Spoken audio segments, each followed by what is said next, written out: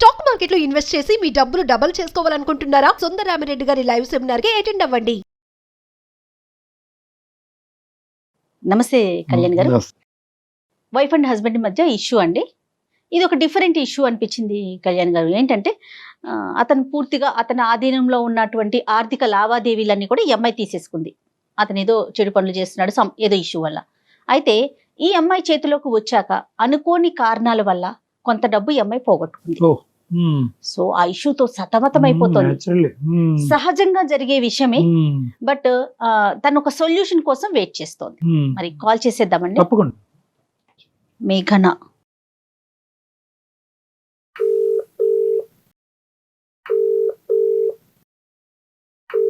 Hello మేఘన అండి. అవును మేడం, మీరెవరు మేడం? నేను జయానండి, అందమైన జీవితం ప్రోగ్రామ్ నుంచి కాల్ చేస్తున్నాను. నమస్తే మేడం. నమస్తే మేడం. నాతో పాటు కళ్యాణ్ గారు ఉన్నారండి, డాక్టర్ కళ్యాణ్ చక్రవర్తి గారు. సార్ నమస్తే సార్. నమస్తే. ఏంటమ్మా సమస్య? ఎవరి గురించి? మీ గురించా? ఏమైంది? మా వారికి ఏంటంటే కొన్ని బ్యాడ్ హ్యాబిట్స్ ఉన్నాయండి సార్. తాగటం, ఫ్రెండ్స్ కి వచ్చిన జీవితం అంతా వాళ్ళ ఖర్చు చేయడం. అసలు ఇంటికి రూపాయి తీసుకురాడు సార్. శాలరీ ఇవ్వంగానే ఆఫీస్ లో శాలరీ పడింది అంటే అట్నుంచి అటు వాళ్ళకి వెళ్ళి బాగా మంచిగా పార్టీలు దావత్లు చేసుకొని అన్ని ఖర్చులు అవగొట్టుకుని అప్పుడు ఇంటికి వస్తాడు సార్. అదేంటంటే అట్లా చేస్తున్నారని చెప్పి ఎన్ని సార్లు గొడవ పడినా సరే ఆయన ఏ మాత్రం ఆయనలో చలనం లేదు సార్. అన్ని చాలా కేర్లెస్ గా ఉంటాడు. ఏం చేస్తారు మేఘన? ఎంతవరకు శాలరీ వస్తుంది ఆయనకి? ఆయనకి ఒక 50,000 దాకా వస్తుంది మేడం. ఓకే. పిల్లలు ఉన్నారండి? ఒక పాప ఒక బాబండి. పిల్లలున్నా కూడా కొంచెం బాధ్యత తక్కువగా ఉంది. ఆ బాధ్యత తక్కువ మేడం. ఏం లేదు, ఎంత కాడికి ఫ్రెండ్స్ ఫ్రెండ్స్ ఫ్రెండ్స్ పెళ్ళైతే మటుకు ఫ్రెండ్స్ వదలాలా, నువ్వు మేనేజ్ చేసుకో అంటాడు మేడం. చేతికి డబ్బులు ఇస్తేనే కదా మనం మేనేజ్ చేసేది, చేతికి డబ్బులు ఇవ్వడు. మీరేమన్నా చేస్తారంటే జాబ్ చేస్తున్నారా? లేదు మేడం, నేను ఇంట్లోని హౌస్ వైఫ్ నే మేడం. Right right. ఓకే. ప్రధానంగా సమస్య ఏంటమ్మా? తాగటమా? కాదు సార్, ఆ డబ్బులన్నీ అలా ఆయన పాడు చేస్తున్నారని చెప్పి చాలా సార్లు గొడవలు జరిగినాయి సార్. ఇంకా నేను పెద్దవాళ్ళలో పెట్టి అదే జీతం అంతా నా చేతికి ఇస్తేనే నేను కాపురానికి వస్తానని చెప్పాను సార్. సరే అని చెప్పి బాగా గొడవలు అయినప్పటికీ నేను మొన్న 3 నెలలు వెళ్ళి పుట్టింట్లోనే ఉన్నాను సార్. అయ్యో. సరే నువ్వు చెప్పినట్టే వింటాను అని కొంచెం ఆయన జీతం తేవటం నాకు ఇవ్వటం కొంచెం అట్లా అట్లా కొంచెం దారిలో పడుతున్నాను సార్. బాగుంది. జీతం డబ్బులు తీసుకొని కొంచెం నేనేం చేశానంటే, ఇప్పుడు ఆయన ఎట్లా దుబారా చేస్తున్నా, నేను 1 రూపాయి చేస్తే ఆడపిల్ల ఉంది కదా మేడం, అవునవును. దానికి పెళ్లి చేయాలన్నా దాని భవిష్యత్తు బాగుండాలన్నా ఈ రోజుల్లో కట్నాలు లేకుండా ఏం జరగదు. అవునవును. ఇవన్నీ చెయ్యాలంటే మరి ఇలా తాగి తందనాలాడి ఎవరికో దోస్తులకు పెడితే నా పిల్లలకి ఎవరు మేడం రేపు? కట్నం దాకా తర్వాత అండి, ముందు చదువులు ఉన్నాయి కదా. చదువులు ఉన్నాయి కదా మేడం. ఆడపిల్ల ఇప్పుడు నా జీవితం చదువు లేదు కాబట్టి కదా ఆయన నా చేతికి ఏమి ఇవ్వకుండా ఆయన ఇష్టం వచ్చినట్టు తిరుగుతున్నాడు. అదేలేండి, అదేలే. ఓకే. అందుకని నేను అలా పెద్దల్లో పెట్టి ఆటో వాళ్ళని ఇటోళ్ళని పిలిపించి మాట్లాడి చేసి ఇక ఆయన కాపురాన్ని తీసుకొచ్చి నాకు జీతం నా చేతికి ఇస్తున్నాడు మేడం. ఆయనకి ఏదైనా అవసరం అయితే నన్నే అడుగుతున్నాడు. ఈ వారం నేను దావత్కి వెళ్ళాలి, 4,000 ఇవ్వు అంటాడు. నేను 4,000 ఎందుకు ఇవ్వాలండి? 4,000 ఎవరికో తీసుకెళ్లి మీరు పెట్టడం ఏంది? ఈసారికి 2,000 తీసుకోండి. అలా కంట్రోల్ చేస్తూ చేస్తూ సార్ ఖర్చులు చాలా వరకు తగ్గించాను సార్. ఇప్పుడు కొంచెం నా దారిలో పడి ఆయన నాకు ఇచ్చేస్తున్నాడు. ఇంతలో సార్ నేనేం చేశానంటే, ఎట్లా ఇప్పుడు ఆయన దగ్గర తీసుకుంటున్నాను కదా అని ఆ పైసలన్నీ నేనేం చేశాను సార్, కొంచెంగా కూడబెట్టుకుంటా ఒక 2 లక్షల దాకా పోగు చేసుకున్నాను సార్. పోగు చేసుకుంటే ఇక ఉంటారు కదా సార్ మాకు తెలిసిన వాళ్ళు, అమ్మలక్కలు అందరూ కూర్చుంటాం కదా ఇట్లా అని చెప్పుకున్నప్పుడు, ఇక్కడ మన గల్లీలోనే వాళ్ళు చీటీ చేస్తున్నారే, నువ్వు కూడా దాచిపెట్టి అందరికి సర్ప్రైజ్ చెయ్యి, నువ్వు కూడా రేపు మంచి అమౌంట్ వస్తుంది అంటే సరేలే ఆశపడ్డాను సార్. ఆశపడి నేను కూడా చిట్టి కట్టాను, 5 లక్షల చిట్టి. Okay okay. ఇంకేం లేదు, వచ్చే నెల మనం పాడుకుంటే మనకు 5 లక్షల చేతులకు వచ్చేస్తాయి మేడం. అయితే ఇందులో ఆమె ఐపీ పెట్టి వెళ్ళిపోయిందంట రాత్రి. అయ్యో. ఏం చెప్పంటారు మేడం? అయ్యో. మా వారికి తెలీదు. ఇంతలో ఈయన ఏం చేశాడు, రాత్రి వచ్చి ఏమే ఇప్పుడు నువ్వు నా దగ్గర డబ్బులు తీసుకుని దాచి పెడుతున్నావా, మీ పుట్టింటోళ్ళకి పెడుతున్నావా, నువ్వు అసలు ఏం చేస్తున్నావు నాకు తెలియట్లేదు అంటే, లేదండి దాచి పెట్టాను, మీకు వచ్చే నెల మీకు ఒక సర్ప్రైజ్ ఇస్తానండి అని చెప్పాను. నేను చెప్పేశారు. తీరా చూస్తే నేను చెప్పాను సర్ప్రైజ్ ఇస్తానండి అంటే, అవునా అన్నాడండి. ఇప్పుడు ఆయన అంటున్నాడు, నేను ఒక స్థలం చూశాను చాలా తక్కువగా వచ్చింది, నువ్వు ఆ పైసలు ఇస్తే నేను తీసుకెళ్లి దానికి భయానా కడతానని కూర్చున్నాడు.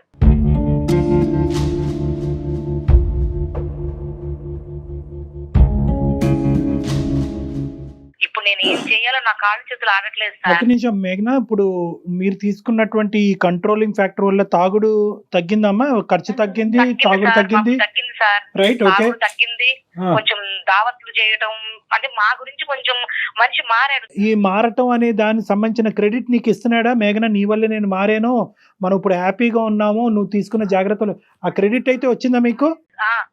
ఇస్తారు సార్, ఇస్తారు, బాగానే చూసుకుంటున్నాడు. ఓకే, ₹1 నేనేందంటే ఆయనకి ఏందంటే అనుమానం, నేనేందో తీసుకెళ్లి మా పుట్టింటోళ్ళకి పెడతానని.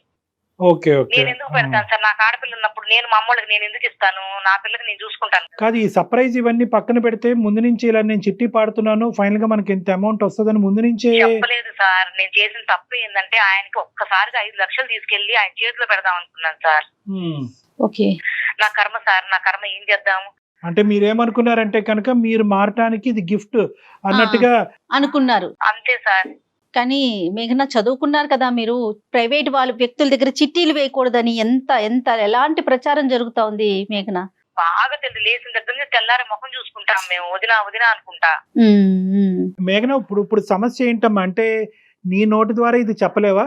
నేను నాకు మీరు చేసేది ఇదేంది సార్? నాకు నిన్న పిచ్చి పిచ్చి ఆలోచనలు వచ్చింది సార్, చచ్చిపోదాం అనుకున్నాను. అయ్యయ్యో, లేదు సార్, ఎందుకంటే ఇప్పుడు ఆయన అంతమంది ముందు ఆయన్ని గొడవ పెట్టి 10 మందిలో నేను ఇట్లా చేస్తున్నానని చెప్పి ఆయన దగ్గర పెత్తనం అంతా నేను తీసుకొని నేనేదో ఉద్ధరిద్దామని నేను చేసిన ఆలోచన మంచిదే గానీ నా టైం బాగలేదు సార్.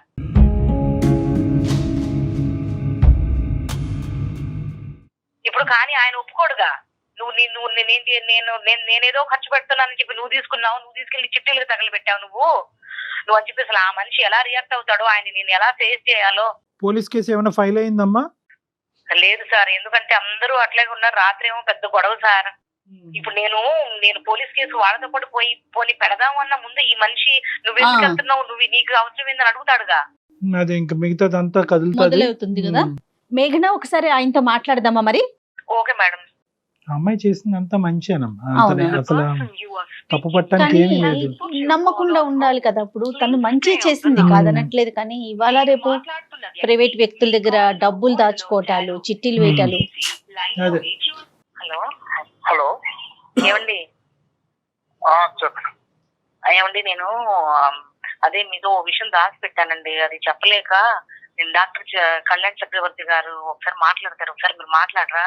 ఏంటి, ఏం దాచిపెట్టావు? నేను ఇప్పుడు నిజం నన్ను ఇంటికి వచ్చాక మాట్లాడతాను. లేదండి, లైన్ లో ఉన్నారండి సార్ వాళ్ళు. ఇప్పుడు నువ్వు ఎక్కడున్నావు? నేను మన ఇంట్లోనే ఉన్నానండి. మరి చక్రవర్తి గారు ఎవరు? ఒకసారి మాట్లాడండి. ఏం వీలు పెట్టావు? ఏం జరుగుతుంది? నేను ఇంటికి వచ్చాక క్లారిటీగా మాట్లాడతాను. నమస్తే అండి రాకేష్ గారు. నమస్కారం. నమస్తే. మేము సుమన్ టీవీ అందమైన జీవితం ప్రోగ్రామ్ నుంచి కాల్ చేశానండి. నాతో పాటు డాక్టర్ కళ్యాణ్ చక్రవర్తి గారు కూడా ఉన్నారు. ఏం లేదండి, మీ భార్య ఒక చిన్న మెయిల్ చేశారు మాకు. ఆ మెయిల్ కి సంబంధించిన ఒక విషయం మీతో డిస్కస్ చేద్దాం ఫోన్ లోనే. మేము మా ఆఫీసులోనే ఉన్నాము, తను మీ ఇంట్లోనే ఉన్నారు. జస్ట్ ఫోన్ లో ఒకసారి డిస్కస్ చేద్దామని చెప్పి మేమే మీకు కనెక్ట్ చేయమన్నాం. నమస్తే రాకేష్ గారు, సారీ మిమ్మల్ని ఇబ్బంది పెట్టినందుకు. ఆ అమ్మాయి ఒక చిన్న చిక్కుముడి సమస్యలో ఉంది, మీ మిస్సెస్. అయితే ఏంటంటే తను మంచి చేద్దామని పోయి ఇప్పుడు వేరే సమస్య తెచ్చిపెట్టుకుంది. అయితే ఏంటంటే ఈ రోజు తనని ఎలా చెప్తే కనుక మీరు ఏ విధంగా రిసీవ్ చేసుకుంటారో, తన జీవితం, తన కాపురం ఏమవుతుందో అనే భయంతో మాకు చేసింది. దానికి ముందు ఆ సమస్య ఏంటి అని చెప్పే ముందు మిమ్మల్ని ఒక ప్రశ్న రాకేష్ గారు.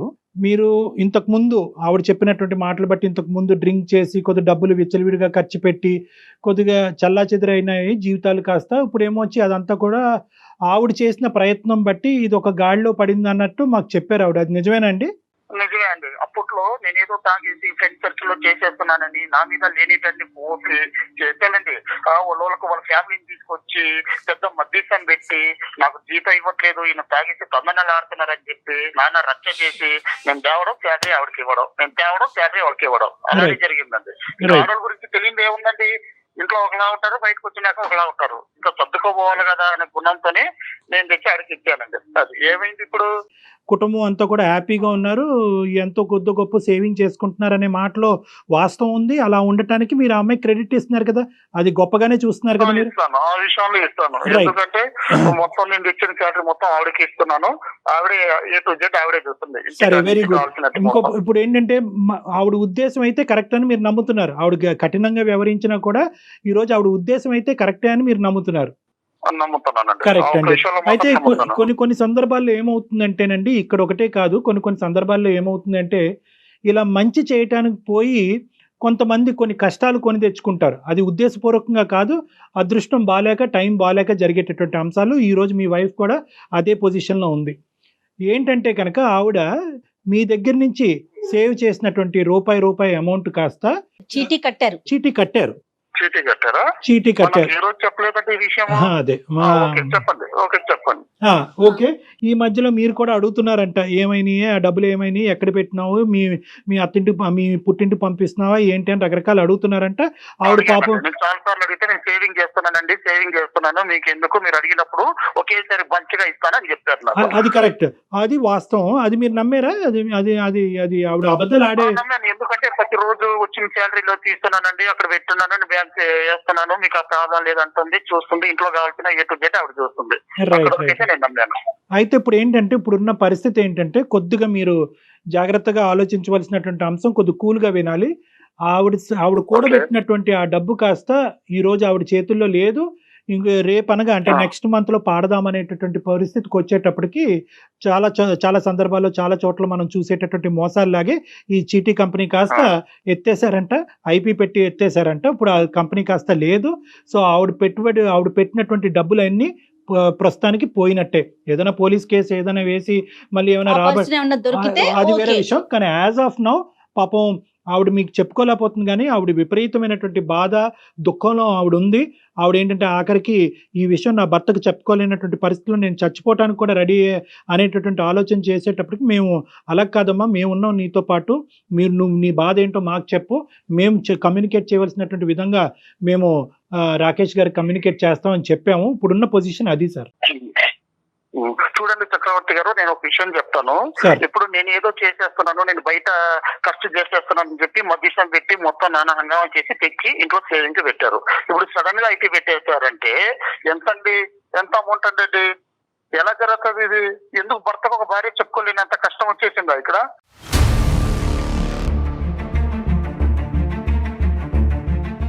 అంటే కాదు సార్, ఆవిడ ఉద్దేశం ఏంటంటే కొద్దిగా మీకు ఈ రోజు నిజంగా ఆవిడ అనుకున్నటువంటిది జరుగుంటే కనుక మీరు చాలా సర్ప్రైజింగ్ గా ఉండేవారు, మీరు ఇంకా అద్భుతంగా ఫీల్ అయ్యి ఉండేవారు, మీ బాండేజ్ కాస్త ఇంకో లెవెల్కి వెళ్ళి ఉండేది. నేను నా భర్తని, నా కుటుంబాన్ని మార్చుకోవటమే కాదు, దానికి అడిషనల్ గా ఈ గిఫ్ట్ కూడా ఇచ్చి మనీ యొక్క వాల్యూ తెలియపరచడానికి ఆవిడ చేసినటువంటి ఒక ప్రయత్నం కాస్త బెడిసికొట్టింది. అది కూడా ఆవిడ చేసినటువంటి తప్పు కాదు. ఆవిడ నమ్మినటువంటి మనుషులు, ఆవిడ వెళ్ళినటువంటి ప్రదేశం కరెక్ట్ కాకపోవటం వల్ల ఈ దురదృష్టకరమైన పరిస్థితి. ఆవిడ ఉద్దేశంలో ఎటువంటి డౌట్ లేదండి.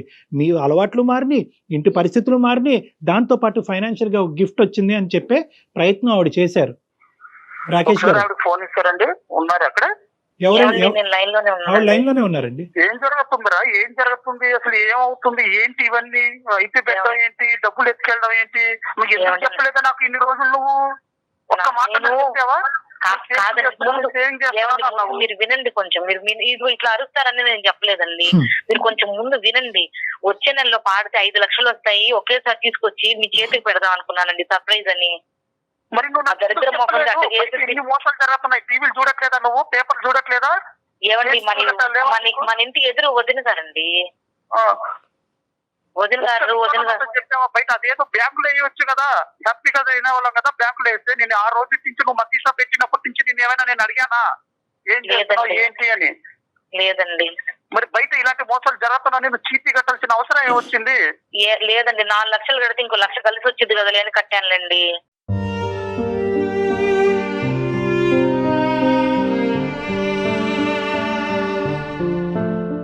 ఇప్పుడు జరుగుతున్న దాంట్లో రూపాయి కూడా పెట్టిండే మన కష్టమే అది. మన పిల్లలు మనం బాగుండాలి అనేసి నువ్వు లేడిచి మాటలు విని ఎందుకు ఇలా చేసావే నువ్వు? 1-2 లక్షలే? 5 లక్షలండి. పిల్ల పేరు మీద ఇద్దాం అనుకున్నానండి.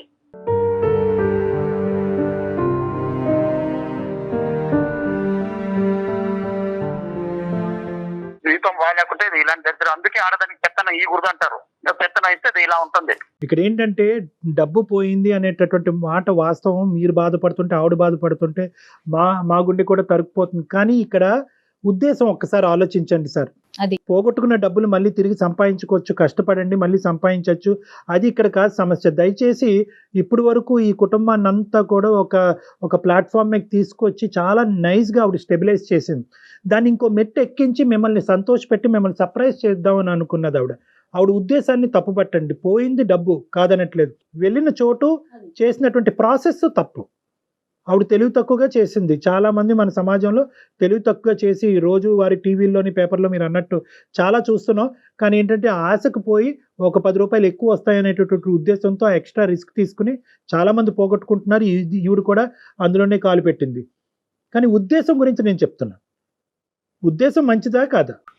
మంచిదే అండి, ఉద్దేశం మంచిదే కాదనట్లేదు. ఎందుకంటే నేను ప్రతిసారి శాలరీ ఇచ్చినప్పుడల్లా ప్రతిసారి అడగతాను, ఏం చేస్తున్నావు అంటే నేను సేవింగ్ చేస్తానని, నేను ఎత్తి పెడతానండి, అన్ని నేను చూసుకుంటానంటే ఇంకా వద్దు అంటే ఇంకా సరే. నేను ఆ ఒక్క ఉద్దేశం మీదే నేను బయట ఫ్రెండ్స్ వెళ్ళట్లేదు, పార్టీలు వెళ్ళట్లేదు, వీకెండ్ మానేసుకున్నాను. సరే ఏదో హ్యాపీగా ఉందా అనుకున్నాను. భర్త బయటకు వెళ్ళినప్పుడైనా సరే, భర్త ఆఫీస్కి వెళ్ళినప్పుడు సరే, ₹1 ఎంత సేవింగ్ లో ఉందో చెప్పాల్సిన అవసరం భార్యకు ఉందా లేదా అది చెప్పండి మీరు క్లారిటీగా. ఒకటి సార్, ఇక్కడ ఏంటంటే మీరు ఎలా ఖర్చు పెడుతున్నారు అనే లెక్క ఆవిడకి తెలియాలి అనేటటువంటి రూల్ ఉన్నప్పుడు ఆవిడ ఎలా ఖర్చు పెడుతుంది అనేటటువంటి లెక్క కూడా మీకు కూడా తెలియాలి. ఇక్కడ అది అందులో that is very clear sir, అందులో ఎటువంటి డౌట్ లేదు. కానీ ఇక్కడ ఏంటంటే ఆవిడ ఉద్దేశం ఏంటంటే ఇది ఒక్కొక్క రూపాయి కూడబెట్టి ఒకేసారి సర్ప్రైజ్ ఇద్దాం అనేటటువంటి ఆలోచనతో ఆవిడ చేసినటువంటి స్టెప్పే కానీ మీ దగ్గర ఉద్దేశపూర్వకంగా ఆవిడ ఖర్చులకో ఆవిడ సంతోషాలకో ఆవిడేమి పర్సనల్గా ఏం వాడుకోలేదు ఇక్కడ. అది మీకు తెలుసు, మాకు తెలుసు. మీ భార్యగా ఏంటంటే అది మీకు అర్థమవుతుంది.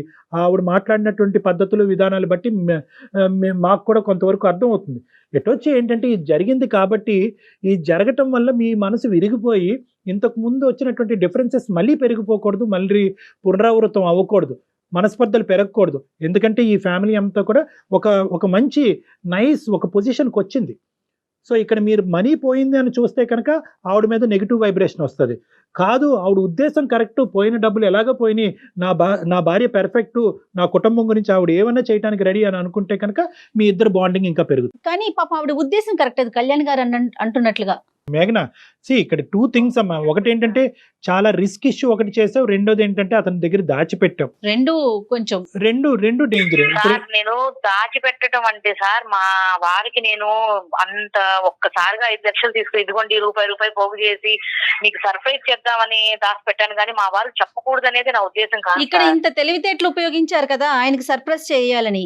మరి ప్రైవేట్ గా ఒక వ్యక్తుల్ని నమ్మి ఎలా చిట్టి వేశారండి? ఎన్ని పథకాలు లేవు, ఎన్ని గవర్నమెంట్ బ్యాంక్స్ లేవు. 5 లక్షలు వస్తాయన్నారు మేడం. 5 లక్షలు వస్తాయని ఆశపడ్డాను, మనుషులు కాదమ్మా. ఇక్కడ ఒకటి మేఘన, ఏంటంటే ఇప్పుడు మీరే ఇందాక అన్నారు, అమ్మలక్కలో ఎవరో అన్నారు కదా, ఏదైనా కూడా మీ ఇంటి పరిస్థితులు బట్టి మీరు ఏదైనా ఒక నిర్ణయం తీసుకోవటం అనేటటువంటి చాలా ఇంపార్టెంట్ అమ్మా. మీ భర్త, అతని సంపాదన, ఇంటి వ్యవహారాలు, పద్ధతులు, మీ ఇద్దరి మధ్యన ఉండే అండర్స్టాండింగ్ బట్టి ఎవరికి వాళ్ళు నిర్ణయాలు తీసుకోవాలి. వాళ్ళు ఏదో చెప్పారు, వదిన గారు ఏదో చెప్పారు, పక్కింటి ఆంటీ ఏదో చెప్పింది అంటే కనుక ఇప్పుడు మీకు వచ్చిన కష్టం ఆవిడకి వచ్చింది కాదనట్లేదు. కానీ వాళ్ళ భర్త ఆవిడని అర్థం చేసుకునే విధానం, మీ భర్త మీ మధ్యన ఉండేటటువంటి బంధం చాలా వ్యత్యాసం ఉంటుంది. సో కాబట్టి ఏంటంటే మీ పరిస్థితులు బట్టి, మీ ఇంటి వ్యవహారాలు బట్టి మీరు నిర్ణయాలు తీసుకోవాలి. కేవలం చెప్పుడు మాటలకు పోయి ఏదో క్లిక్ అవుతే ప్రతిదీ లాటరీ టికెట్ కింద తగులుతుంది అనే ఉద్దేశంతో అన్నెసరీ రిస్క్ తీసుకుని జీవితాన్ని వ్యర్థపరచుకోవద్దు. సో మీకు ఈ రోజు చాలా పెద్ద పాఠం నేర్చుకున్నారు. ఎటొచ్చి ఏంటంటే ఇక్కడ మీకున్న అదృష్టం ఏంటంటే మా ద్వారా ఈరోజు నేను అనుకోవటం, రాకేష్ గారు ఒక మాట, మీకు ఇష్యూ అర్థమైనట్టే మేము భావిస్తున్నాం. అర్థమైంది చక్రవర్తి గారు.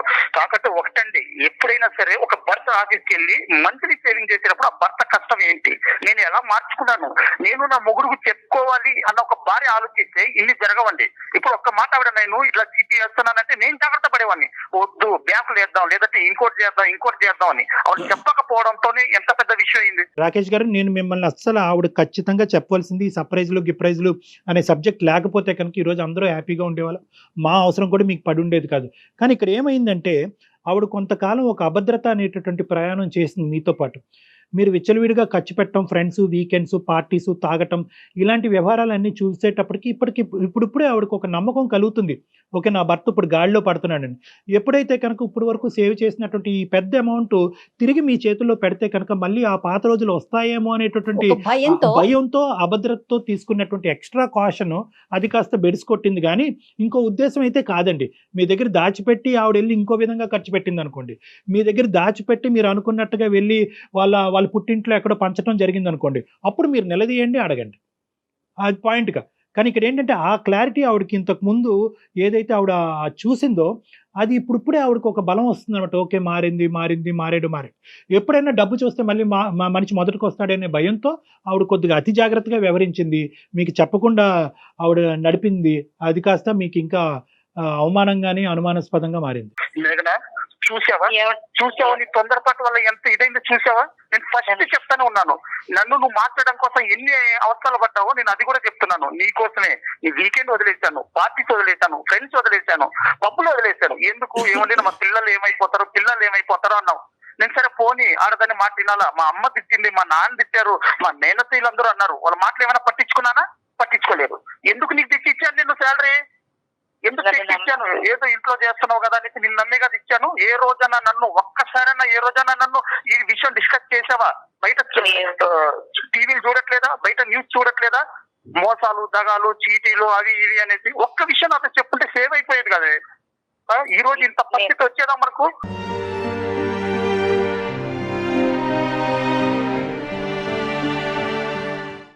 నన్ను క్షమించండి, మీకు చెప్పకుండా నేను దాచిపెట్టడం తప్పే. కాకపోతే నేను ఏదో 4 లక్షలు కడితే ఇంకో 1 లక్ష రూపాయలు వస్తాయి, మీకు సర్ప్రైజ్ చేద్దాం అనుకున్నానండి. ఇది ఇంత దూరం వెళ్ళితే నేను ఆలోచన చేయలేదు.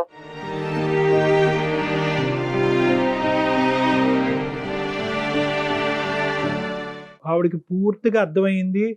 మీరు కూడా ఆవిడని అర్థం చేసుకున్నారు. కాబట్టి ఇక ముందు నుంచి ఈ సబ్జెక్ట్ గురించి ఎక్కువ డిస్కస్ చేయకుండా అక్కడ దగ్గరలో పోలీస్ స్టేషన్కి వెళ్ళి మీరు కూడా ఒక కంప్లైంట్ పెట్టి ఏదన్నా ఒక చిన్న అవకాశం ఉంటే కనుక ఆ భగవంతుడి దయ వల్ల ఆ ప్రయత్నం అయితే చేయండి. లేదంటే మీ కష్టాన్ని మళ్ళీ మీరు నమ్ముకుని ఒక నమ్మకంతో ముందుకు ప్రయాణం సాగించండి. తప్పకుండా సార్. ఏమండి సరే పోనీకి ఏడవకు, ఎందుకు ఏడుస్తున్నావు? అయ్యేదా అయిపోయింది, ఇంకోసారి తెచ్చుకున్నావు. నువ్వు కష్టపడు, నీకు మన డబ్బులు తీసుకుపోయినా ఆమె వద్దు. ఆవిడ ఉసురు తగలుతుంది, ఈవిడ పోతుంది, ఈవిడ చేస్తారు. వద్దు. మన పిఎస్కి వెళ్ళి కంటే నీలాంటి వాళ్ళు 100 మంది ఉన్నారు. ఇవాళ న్యూస్ కూడా వచ్చింది, డైలీ ఆటో న్యూస్ వచ్చింది, చీటీల పేరుతో మోసం అని.